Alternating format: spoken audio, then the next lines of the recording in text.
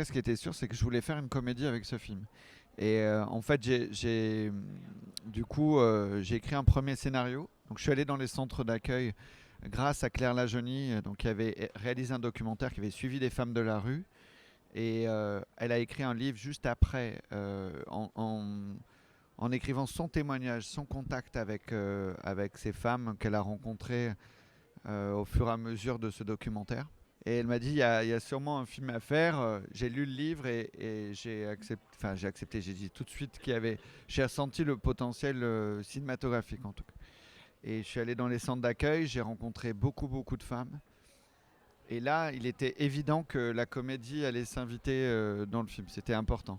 Sauf que comme Claire et comme je crois tout un chacun qui va dans des centres d'accueil comme ça tous les jours pendant des mois, il y a un moment où on est happé par ce monde. Et ce monde, cette organisation, cette impuissance, on est happé par plein de choses. Et du coup, j'avais écrit le mauvais scénario. En fait, j'avais écrit une chronique sociale. Donc, c'était un peu l'inventaire de tout ce qui se passait dans le centre sans réelle histoire. Et j'ai mis ce scénario à la poubelle, ce qui a été une décision assez dure, comme tu peux l'entendre, parce que c'est 8 mois de travail.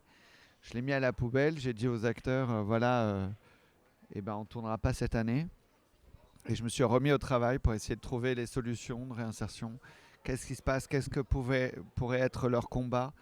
Et puis voilà, on est devenu ce film. Voilà, qu'on a fait, comme je l'ai dit tout à l'heure, un peu de manière collective. C'était un film de groupe qui nous a tous bouleversés, autant sur le tournage qu'en voyant le film. Parce que c'est très difficile. Autant c'est difficile d'être, quand on est dans ces centres, de prendre du recul. Autant même pour moi, réalisateur, il est très difficile de prendre du recul, ou acteur, quand je vois le film. Parce qu'il y a trop de choses réelles qui me reviennent, des souvenirs, des choses comme ça, et qui deviennent, voilà, qui nous font rire, mais qui, au moment donné, nous font tellement rire que ça nous en bouleverse, quoi. Et par exemple, Dominique, elle écrit plein de chansons qui parlent de ça, de galères qu'elle a traversées, ou qui parlent contre les flics, machin de ça, et c'est toujours avec de l'humour. Et ça, à chaque fois, ça dénonce des choses, comme le fait le film de Louis Julien, mais avec l'humour. C'est la seule arme qui nous reste quand on n'a plus rien. Et Les Invisibles, c'est pareil. C'est certes les gens qu'on ne regarde pas, qu'on ne veut pas regarder, parce que sans porter de jugement, parce que ça nous bloque, ça nous fait mal, ça nous met mal à l'aise, mais c'est aussi quand on se regarde et que dans un miroir et qu'on peut devenir nous-mêmes un invisible, c'est-à-dire quand tu te vois et petit à petit, il t'arrive une grosse galère, comme ça nous est tous arrivé. Enfin, je veux dire, Dom, elle connaît bien le truc, Adolpha aussi, et tu oses plus te regarder parce que quelque part tu as honte, même si tu sais que t'as pas à avoir honte d'être pauvre, et tu deviens invisible vis-à-vis de toi-même. L'humour, l'autodérision, autant est un bouclier en extérieur, quoi, pour essayer d'établir un contact humain. Parce que Dieu sait qu'il y en a malheureusement, il y a de moins en moins de contact humain dehors.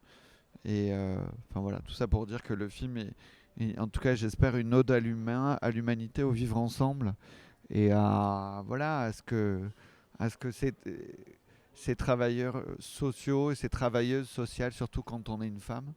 Comme tu l'as très bien dit, c'est une double peine quand on est une femme dans la rue. Adolpha, elle dit ça. On a laissé sur le côté tout ce qui nous fait braire, donc on peut que en rire. Et c'est vrai, mais ça c'est ta force. C'est que... Enfin bref, voilà. Bon, j'ai hâte que tu vois le film.